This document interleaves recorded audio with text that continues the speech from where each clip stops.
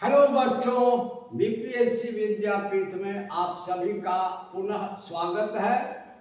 और विद्यापीठ आप सभी के समक्ष अभी लगातार भारत की राजनीति या राजनीति शास्त्र या संविधान कहें से संबंधित महत्वपूर्ण और बहुत ही परीक्षोपयोगी टॉपिक, एग्जाम ओरिएंटेड टॉपिक को लेकर प्रेजेंट हो रहा है। और इस क्रम में कई चीज़ों को पढ़ाया गया है, हम लोगों ने चर्चा किया, जो छोटे भी हैं लेकिन काफ़ी महत्वपूर्ण है। फिर बड़ी बड़ी चीज़ों के बारे में चर्चा होती रही है। इससे पहले भी मैंने बहुत सारे वीडियो इस पर जारी कर दिया है।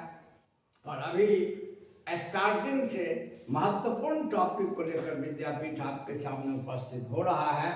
और इसी क्रम में आज हम लोग चर्चा करेंगे union of India and territory of India, Bharat संघ तथा भारत राज्य क्षेत्र। जैसे कि हम सभी जानते हैं कि भारतीय संविधान के भाग 1 में अनुच्छेद 1 से लेकर 4 तक भारत संघ भारत राज्य क्षेत्र की चर्चा है।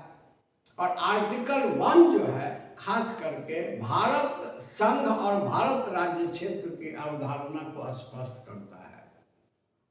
सामान्य में भारत संघ और भारत राज्य क्षेत्र को हम लोग एक ही मान लेते हैं, लेकिन तकनीकी रूप से, संवैधानिक रूप से दोनों अलग अलग अवधारणा है।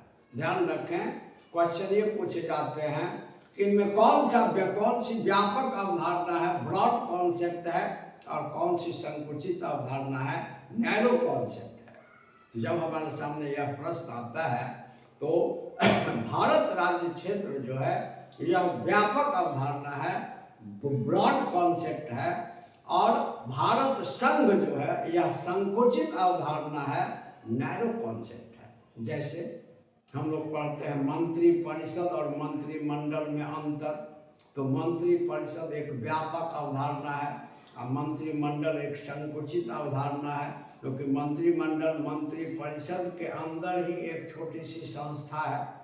जैसे हम लोग इकोनॉमिक्स में पढ़ते हैं भुगतान संतुलन और व्यापार संतुलन, balance of payment and trade balance. तो सामान्य में दोनों को एक ही समझा जाता है, लेकिन दोनों अलग अलग है। भुगतान संतुलन एक व्यापक अवधारणा है और व्यापार संतुलन एक संकुचित अवधारणा है। इस पर भी मैंने एक शॉर्ट वीडियो जारी कर दिया है। और आज इसी प्रकार की बहुत ही महत्वपूर्ण संवैधानिक अवधारणा की चर्चा करेंगे, जो टिप्पणी में भी आते हैं और ऑब्जेक्टिव में तो आते ही है। ध्यान रखें कि भारत राज्य क्षेत्र जो है ये बड़ी अवधारणा है। एक्चुअली क्या है कि भारत में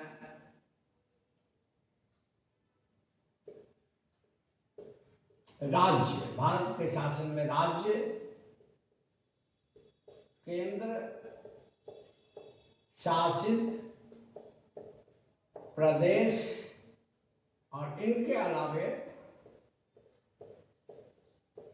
सरकार, भारत सरकार द्वारा अधिग्रहित, भारत सरकार द्वारा अधिग्रहित क्षेत्र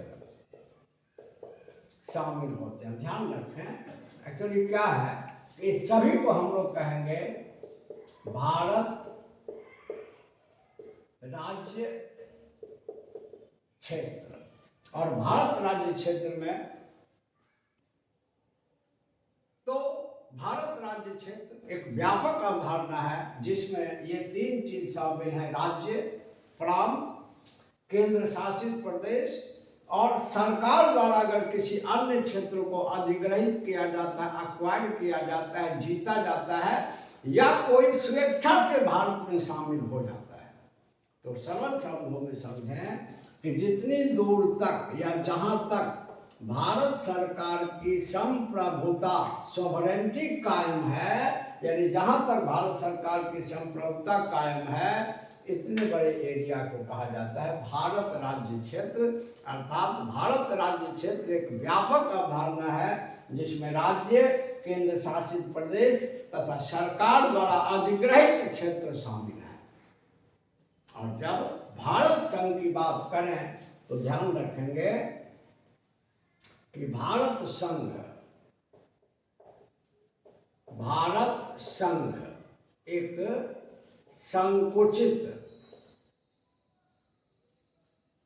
भारत संघ एक संकुचित अवधारणा, भारत संघ एक संकुचित अवधारणा, भारत राज्य क्षेत्र एक व्यापक अवधारणा, व्यापक अवधारणा है। भारत राज्य क्षेत्र एक व्यापक अवधारणा है और भारत संघ एक संकुचित अवधारणा है, क्योंकि इसमें केवल राज्य शामिल होते हैं। एक्चुअली क्या है कि भारत राज्य क्षेत्र में केवल राज्यों को रखा गया है, क्योंकि इन्हें भारत संघ का अंग इन्हीं को माना गया है। याद रखेंगे, यही भारत संघ के अंग है, यूनियन ऑफ इंडिया के यही अंग हैं संविधान के अनुसार, क्योंकि केंद्रों के साथ शक्ति का बंटवारा, केंद्र सरकार के साथ शक्ति का जो बंटवारा है ना, शक्तियों का बंटवारा या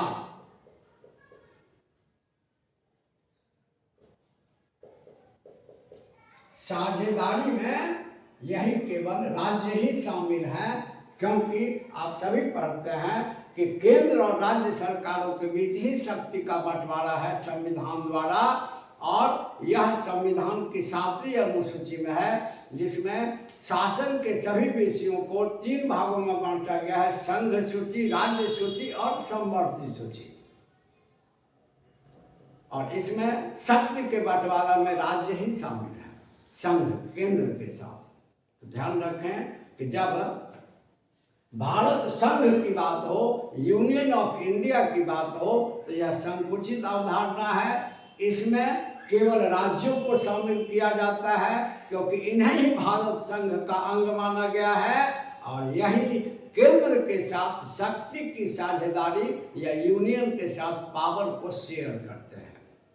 जबकि भारत राज्य क्षेत्र की बात की जाए तो भारत राज्य क्षेत्र एक व्यापक अवधारणा है, ब्रॉड कॉन्सेप्ट है, क्योंकि इसमें राज्य, केंद्र शासित प्रदेश और सरकार द्वारा कोई अधिग्रहित क्षेत्र शामिल होता है। अब जैसे मान लिया जाए कि आज POK, पाक ऑक्यूपाइड कश्मीर अगर भारत अपने में ले ले या कोई स्वेच्छा से भारत में मिल जाए तो भारत राज्य क्षेत्र का अंग हो जाएगा।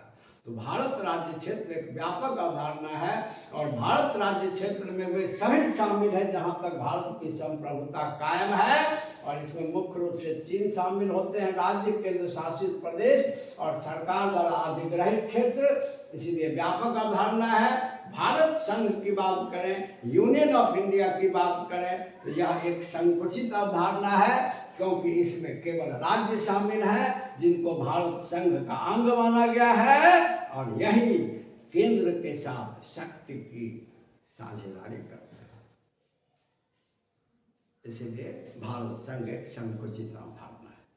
तो मुझे विश्वास है कि ये टिपिकल पॉइंट आपके समझ में आया होगा, और अगर आपको कंटेंट अच्छा लगता हो विद्यापीठ का तो चैनल को जरूर सब्सक्राइब करें, आगे बढ़ाएं, और फिर इसी प्रकार के उपयोगी वीडियो को लेकर BPSC विद्यापीठ आपके समक्ष उपस्थित होगा। तब तक के लिए धन्यवाद।